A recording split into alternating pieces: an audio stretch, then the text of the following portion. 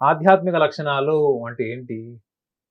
ఒక మనిషి ఒక మనిషి కాదు, ప్రతి మనిషి గూడా తన జీవితం సారాంశం గాని, సిద్ధాంతాన్ని ఎంతవరకు కేవలం తన పేరు ప్రఖ్యాతలు, ఆర్థిక స్వేచ్ఛ, గుర్తింపు, గౌరవము అనేటువంటి స్థాయి దాటి, నా జీవిత సిద్ధాంతం సారాంశం అంతా గూడా సమాజ శ్రేయస్సు, కుటుంబ శ్రేయస్సు హ్మ్. అని మనకి థియరటికల్‌గా, వర్బల్‌గా చాలా మంది మాట్లాడతారు. కానీ ఆచరణకొచ్చేటప్పటికి 2 భాగాలయిపోతారు. హ్మ్. క్లిష్ట పరిస్థితుల్లో అపార్థం చేసుకున్నప్పుడు, మనస్పర్ధలొచ్చినప్పుడు వదిలేసి వెళ్ళిపోతారు. హ్మ్. వాళ్ళు కొంతకాలం నిలబడతారు. కానీ ఎన్ని అపార్థాలొచ్చినా, ఎన్ని క్లిష్టమైన పరిస్థితులొచ్చినా, ఆఖరి వరకు ఉండే వాళ్ళకి ఎలాంటి గొప్ప లక్షణాలుంటాయి మీరు చెప్పండి? ఈ ఆఖరి వరకు ఉండేటువంటి వ్యక్తులు అన్ని రకాల నెగెటివ్ ఎన్విరాన్మెంట్ వల్ల వచ్చేటువంటి ప్రొవొకేషన్‌లో గూడా నిలబడేటువంటి ఒక గొప్ప స్థిరత్వం ఉన్నటువంటి మేధావి ఎవరన్నా ఉన్నారు.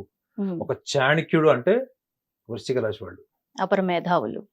మేధావులు ఎందుకు మేధావులంటే, సమాజంలో కొన్ని వందల సంవత్సరాల నుంచి, వేల సంవత్సరాల నుంచి నిగూఢంగా నాటుకుపోయినటువంటి కొన్ని సమస్యలు, పరిష్కార దిశగా లేనటువంటి కొన్ని పరిస్థితులు, వాటికి కొత్త కోణంలో పరిష్కారం చూపించడంలో వీళ్ళు జీనియస్. హ్మ్.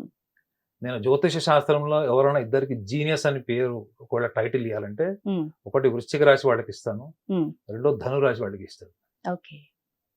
ఎందుకంటే వీళ్ళు ఎప్పుడు గూడా ఏం జేసినా గాని, హ్మ్. దాన్ని భావోద్వేగాల పరంగా వృశ్చిక రాశి వాళ్ళు అడాప్ట్ జేసుకుంటారు.